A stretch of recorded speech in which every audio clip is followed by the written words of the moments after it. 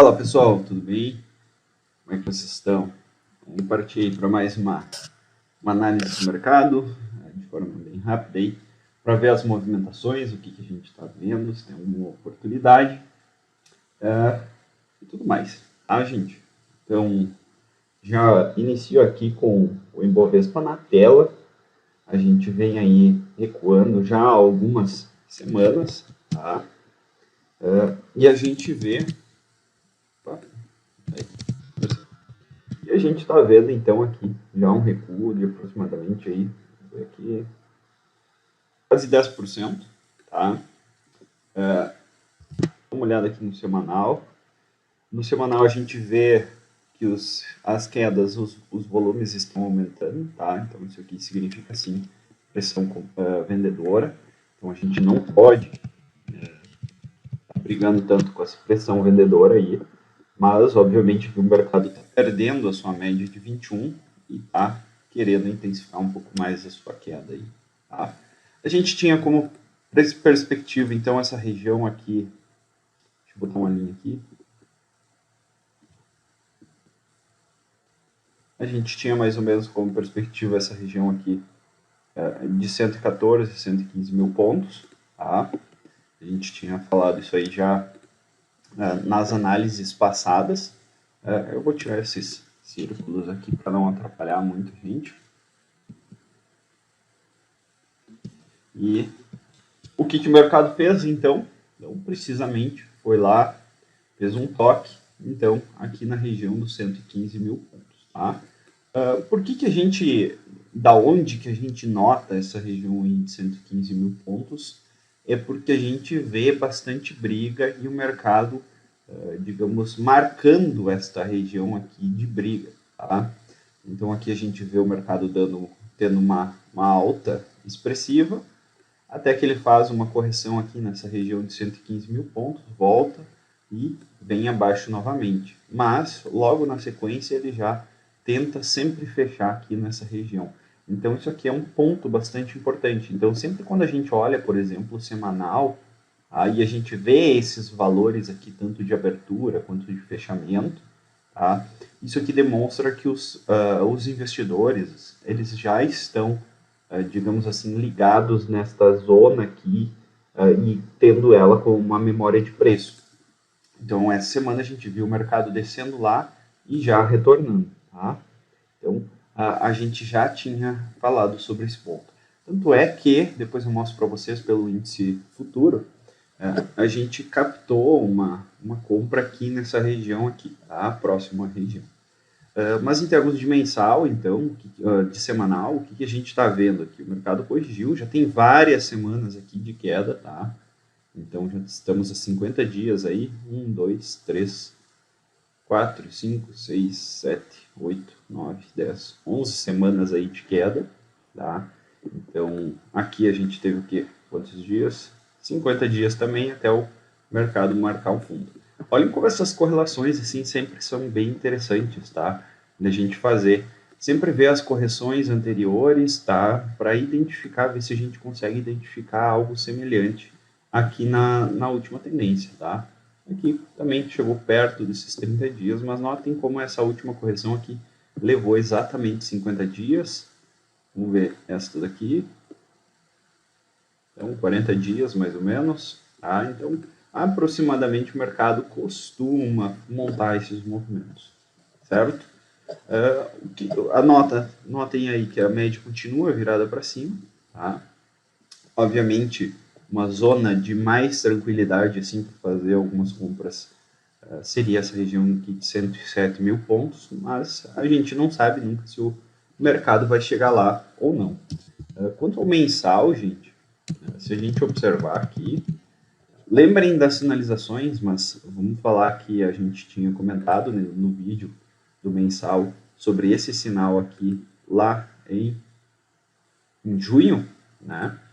Que não é um sinal tão efetivo, tão poderoso, tá? Quando ele é verde assim. Mas que quando tem uma formação nesse formato aqui, o mercado costuma cumprir, então, suas correções aí de aproximadamente 10% e 15%, tá? Então, para 15%, a região está lá nos 107 mil pontos, ok?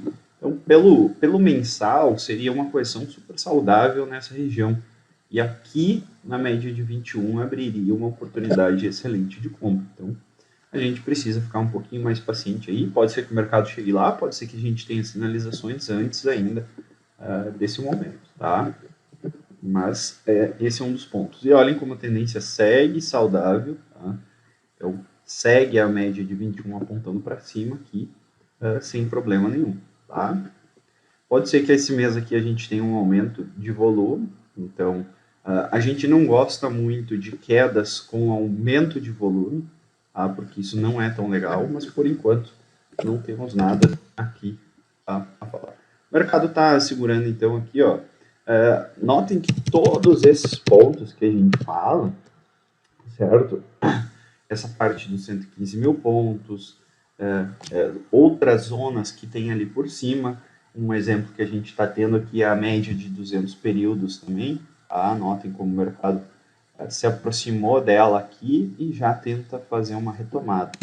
O que tem de porém, assim, que é algo que a gente não gosta muito e é algo que segue a sua tendência, é um volume decrescente. Tá? Então aqui a gente nota, ó, vou colocar uma linha aqui, a gente nota, por mais que a gente teve candles aqui referentes a poder de alta, mas os volumes são decrescentes. Isso aqui é algo que chama muito aos vendedores. Por quê? Eles vêm dando uma porrada, e notem como o volume aqui, quando eles estão no comando, ele é crescente, tá? Ou seja, os vendedores estão naquele ímpeto de fazer o movimento para baixo das cotações, tá? E quando a gente vê uma retomada, o volume decrescente ele não sinaliza ali que seria com probabilidade extensa um fundo marcado assim de forma realmente agressiva. Tá? Sim, a gente tem os preços aqui abrindo, indo abaixo, os compradores tomando suas posições e trazendo os preços acima. No outro dia, exatamente a mesma coisa, os preços indo abaixo, os compradores entrando e puxando os preços para cima. Mas, se houvesse um aumento de volume aqui, essa informação ela seria, digamos assim, com mais convicção. E outra, quando a gente tem a presença real do Smart Money, tá? A gente nota que as barras, quando eles entram, tá? Mesmo próximos em regiões de fundo e tudo mais, tá? A gente nota que eles tentam fazer o fechamento lá na máxima praticamente. Tá? Então, isso é um dos pontos, uma das características dos investidores aí do Smart Money, ok? Então, por enquanto, a gente não tem presença aí deles. Estamos aqui num processo bem violento aqui, digamos assim, de baixa ainda, tá? Quanto ao índice futuro, qual que foi a nossa identificação aqui na movimentação? A gente entrou através de um gráfico de 15 minutos, tá? Mas a gente já estava observando ele no de 60, ok? E a gente notou esse candle aqui principalmente, tá? Isso aqui foram as 9 e pouco, ok? Que o mercado vinha caindo aqui, tá? E um volume extremamente baixo nesse momento aqui de negociação, e as cotações estavam lá embaixo. Então a gente entrou captando esse movimento aqui, porque a gente viu que os vendedores já começaram a perder as forças aqui, e havia essa entrada então de pressão compradora. Então a gente realizou uma posição de compra aqui, tá? E eu vou explicar um pouco também o porquê que a gente optou por essa compra no mercado futuro e não no mercado de ações, tá? Já explico isso para vocês. Fizemos essa entrada, então o mercado desenvolveu bem no mesmo dia, então já havíamos fechado aí com 2.400 pontos de lucro. No outro dia, então, ele já abriu aí caindo mais de 1.000 pontos. Então, desde a nossa posição aqui, A gente chegou a perder mais da metade até que o mercado retomou o seu movimento, tá? E a gente fez a nossa realização, então, foi mais ou menos aqui na zona aqui, deixa eu ver aqui, 18.600 pontos, tá? Foi exatamente aqui, acho que nesse candle aqui, se não me engano, onde o mercado começou a subir, o volume começou a reduzir, a gente já não via mais esse ímpeto na pressão compradora, e a gente decidiu, então, realizar nossas posições, tá? Média de 200 também chegando nos preços, notem como ela começa a segurar eles, mas aqui o mercado já entra, assim, num processo um pouco mais de divergência, onde a média está apontando para baixo de 200, que é a tendência do diário, tá? E a média de 21 vem pressionando para cá. Vamos ver nos 60 minutos também. Nos 60 minutos a gente via aqui essa resistência aqui próximo dos 119 mil pontos, tá? E a gente simplesmente só captou esse movimento aqui para extrair um pouco das distorções por conta do mercado tinha se afastado demais, a gente via o exterior ali dando uma recuperada e a gente então entrou nessa ponta compradora. Por que a gente optou pelo mercado futuro e não por ações, tá?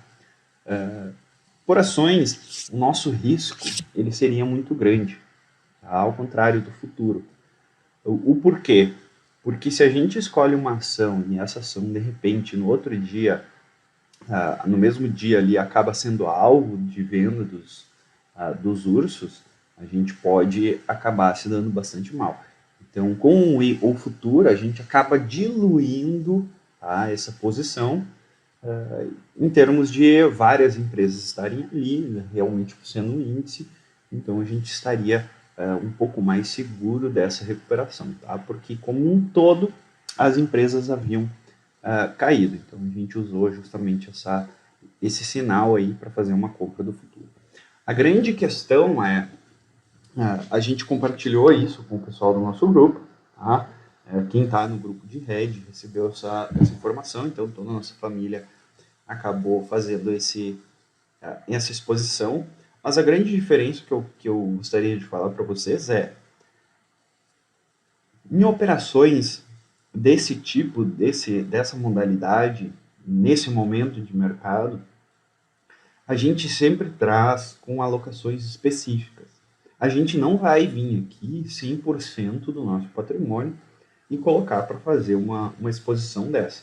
Lembrar, a tendência é de baixa, a gente não vai ficar operando tão de forma contrária à sua tendência. Porque se a tendência é de baixa, o mercado tende a continuar caindo. Então a gente não pode ficar querendo adivinhar aqui, tá? Então a gente montou uma alocação específica, tá? A gente recebeu essa mensagem, né, de um dos nossos alunos ali, viu que realmente é bem interessante essas posições de curtíssimo prazo, tá? E por que a gente não realizou no mesmo dia? Por questão de imposto, tá? A gente realiza sempre no formato de swing trade, então a gente acaba pagando mesmo menos imposto e a gente via ainda que o mercado estava com certa tranquilidade para continuar a sua retomada ali altista, tá? Mas mais ou menos isso, por isso que a gente não foi para as ações em específico, tá bom?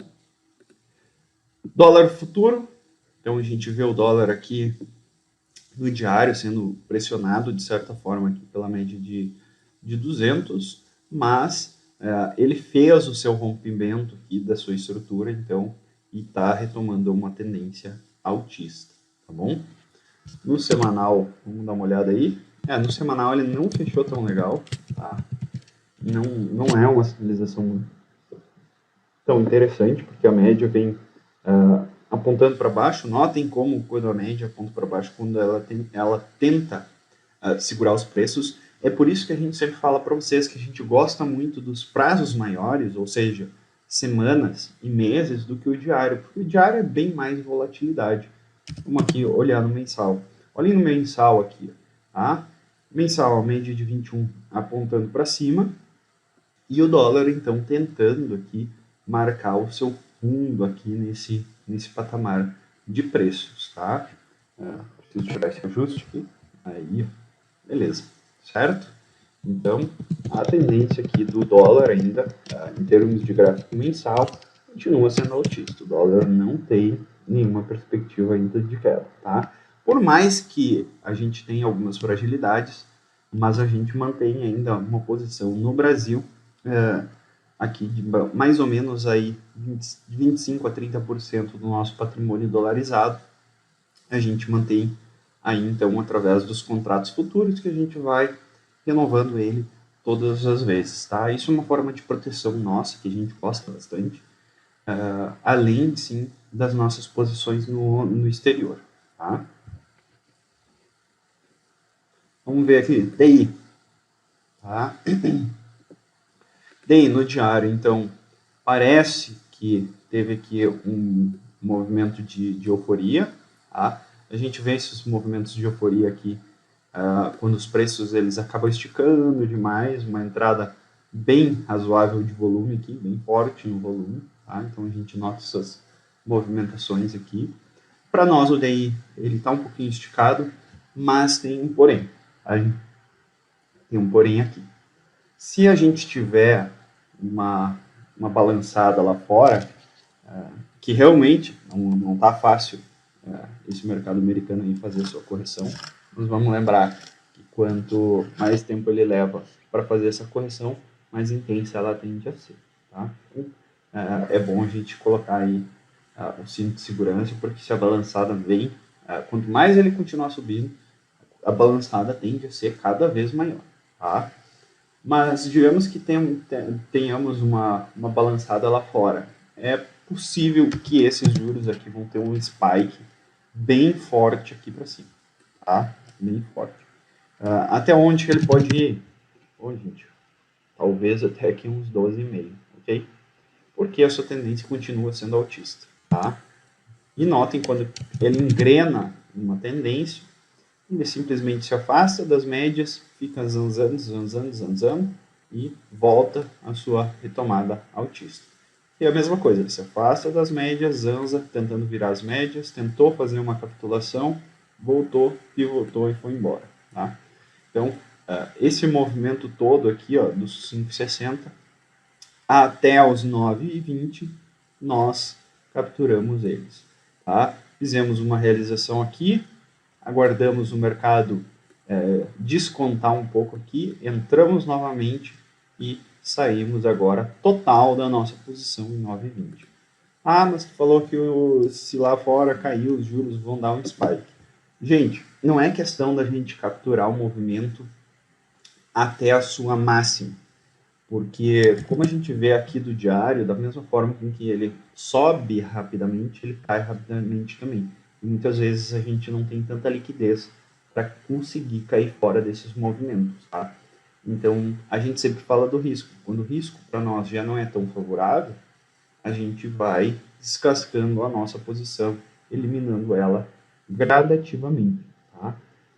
Pode ser que a gente retome a nossa posição nos juros, porque agora a gente já tem essa taxa de desconto aqui, tá? De todos esses dias que a gente ficou fora dele. Então, dependendo aonde ele se encontrar, sim, a gente vai fazer uma nova montagem nos juros, tá? De posição. Por que a gente ainda quer montar novas posições nos juros? Porque, gente, se a gente tiver um período recessivo aí no mercado, possivelmente aqui as taxas de juros elas vão continuar ascendente aí de uma forma bem mais intensa. Por que a gente não vai fazer agora? Porque a gente está aguardando sinalizações também do Fed. Tá? Então, assim que o Banco Americano lá, o Banco Central Americano, começar a mexer nessas taxas de juros, gente, eles vão ter que mexer nisso de uma forma tão agressiva que isso vai impactar bastante os nossos juros também. Então, vai fazer com que o globo todo tenha que reajustar seus juros. Por mais que aqui já tenha subido, se lá a gente subir 1, 2%, é muito mais interessante vocês enviarem o dinheiro em dólares para lá do que manter aqui no Brasil. Tá bom? Então, esse é um dos pontos, tá?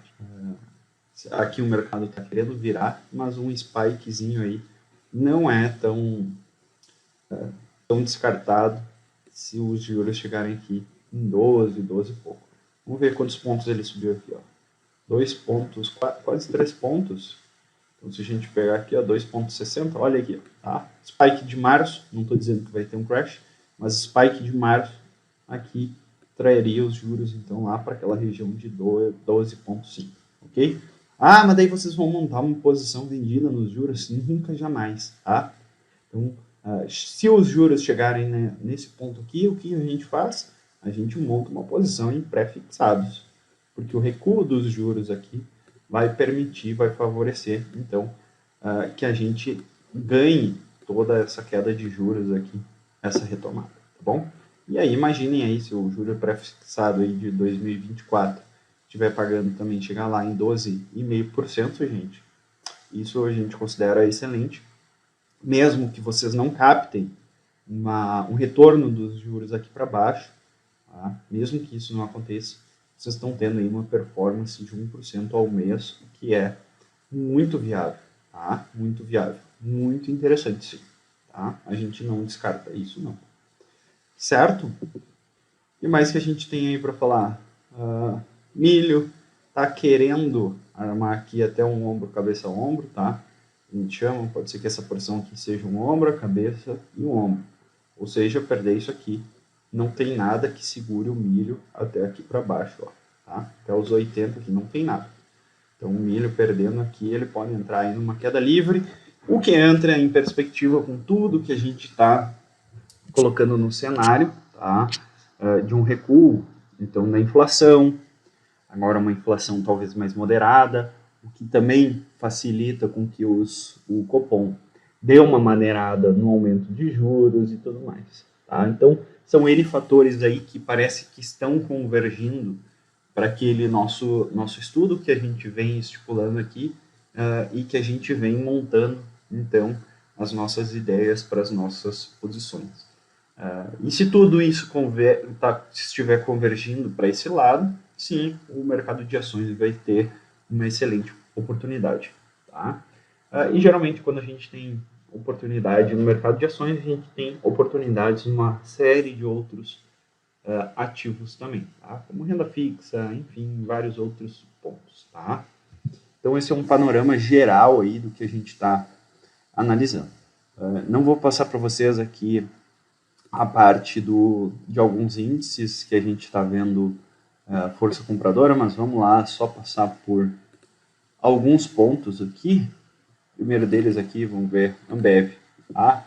Olha a retomada aqui que a Ambev já teve, ó, e olha o aumento de volume. Tá? Isso aqui é Smart Money atuando, principalmente quando os candles fecham aqui nas máximas. Tá? Então a gente viu uma posição aí em Ambev. Ajustes aqui. Por enquanto, B3 não tem nenhuma sinalização. Bancos estão bem fracos, gente. Tá? Bancos aí já caíram praticamente 20%, certo? Se a gente colocar alguns bancos no mensal, eles realmente não estão muito bonitos. Deixa eu ver aqui o que mais.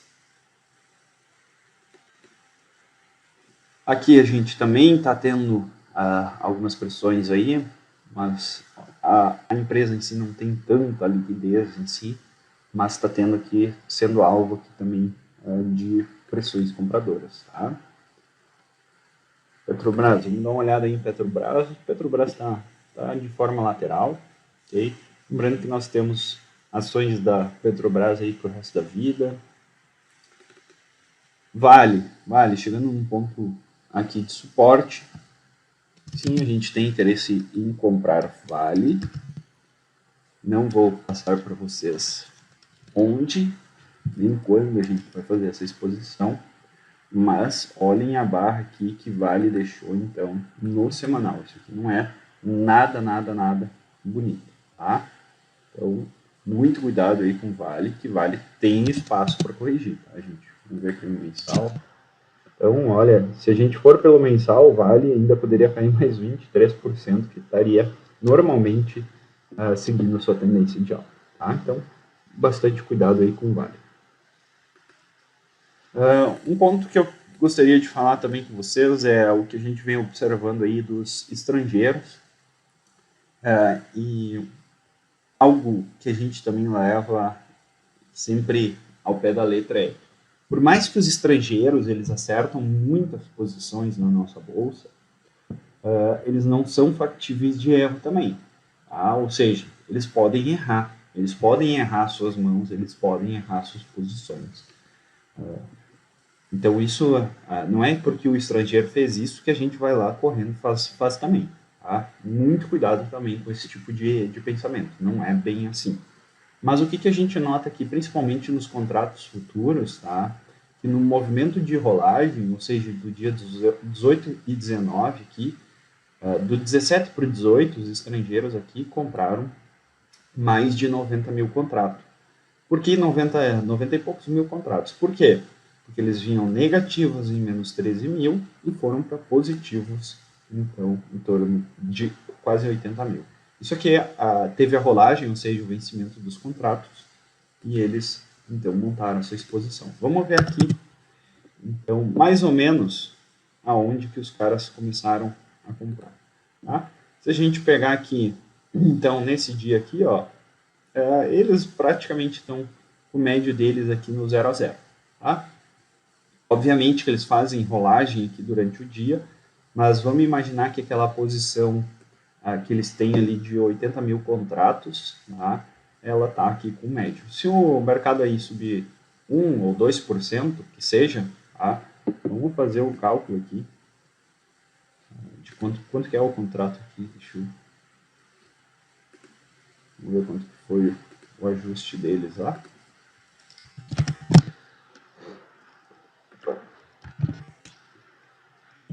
Ajuste B3, vamos fazer isso aqui ao vivo aí. Eles trabalham com índice cheio, tá? Ibovespa, B21. 800 pontos, então é R$1 por ponto, mas o lote mínimo é 5, né? Então, R$800.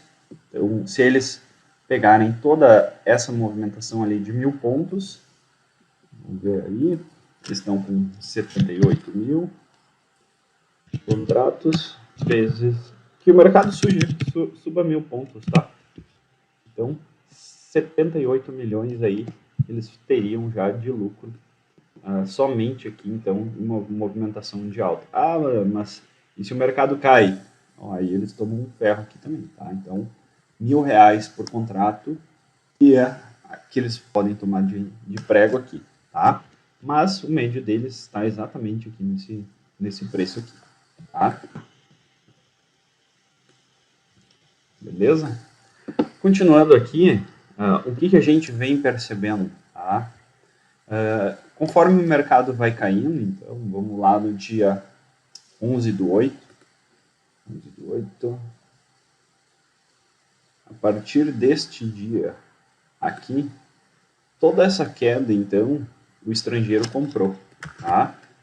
Comprou aproximadamente aí, vamos ver quanto que eles compraram, eles vinham aí numa toada aqui de compras, a partir aí de quase 1 bilhão aí por dia, aí depois eles aceleraram, vamos ver se eles continuaram comprando ainda nesses 2 dias aqui, mas toda essa queda aqui, então, eles vieram comprando, tá? E praticamente estão de forma alavancada, porque eles compraram o mercado à vista e compraram o mercado futuro.